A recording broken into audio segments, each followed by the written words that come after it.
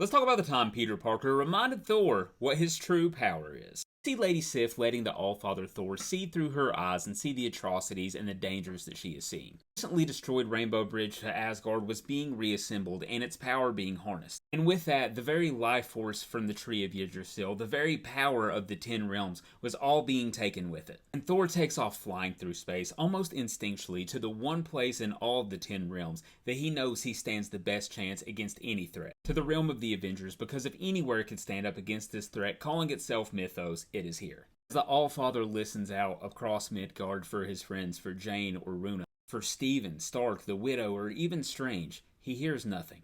The King of Asgard, the Allfather, and the ruler of the Ten Realms to face this threat all on his own. Thor recognizes this new yet familiar threat as MODOK. He tells him how he collected and learned to master the broken pieces of the Bifrost. After that, he was able to gain the full power of the World Tree for himself. Now he has made this realm his own. He has conquered Earth. He has driven the memory away of heroes into the darkness. And he tells Thor that unlike him who was just handed all of this power, he actually deserves it. And Thor tells him he deserves nothing but annihilation. But even with all the anger and thunder and power of the Allfather behind him, the son of Odin just proved to be outmatched. He goes crashing back into Midgard. He hears his father's voice in his head, saying one word: retreat. If there was one thing about Odin, he would never engage in a battle that he knew he couldn't win.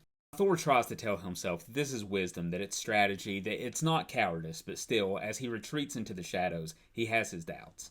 The golden god of thunder's retreat brought him to an old friend, who is getting clocked in the face by a mugger for simply standing up for an old and defenseless couple. The criminal takes off sprinting at the very sight of Thor, as the Allfather points his direction to the friendly neighbor and tells him, "I know you." The only problem is, Peter Parker doesn't know him.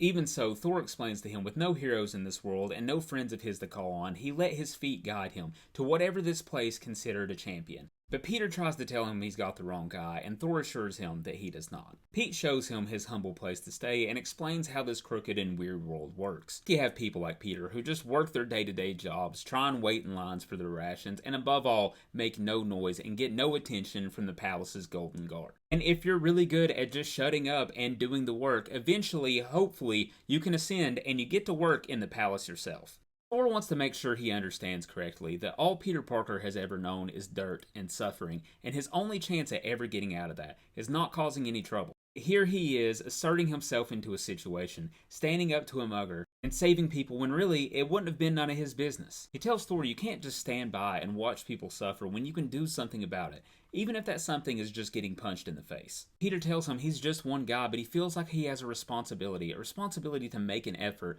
and Thor asks, even in failure, and Peter tells him, especially in failure. Because the battles we can't win are the most important ones to fight. Just like that, Thor makes a decision that Odin never would have as he rushes back into battle, severely outgunned, but ready to defend the lives of all of those who count on him for their protection. But Thor keeps exiting the atmosphere and attacking, traveling across the Ten Realms in lightning speeds, only to be swatted away over and over again. The power of the World Tree and the power of the Allfather and the Rainbow Bridge may have been stolen from him, may have been usurped. Thor's belief in himself is his alone and something that can never be stolen. As he keeps attacking relentlessly, the power to keep standing, the power to keep fighting, that is the true power of Thor.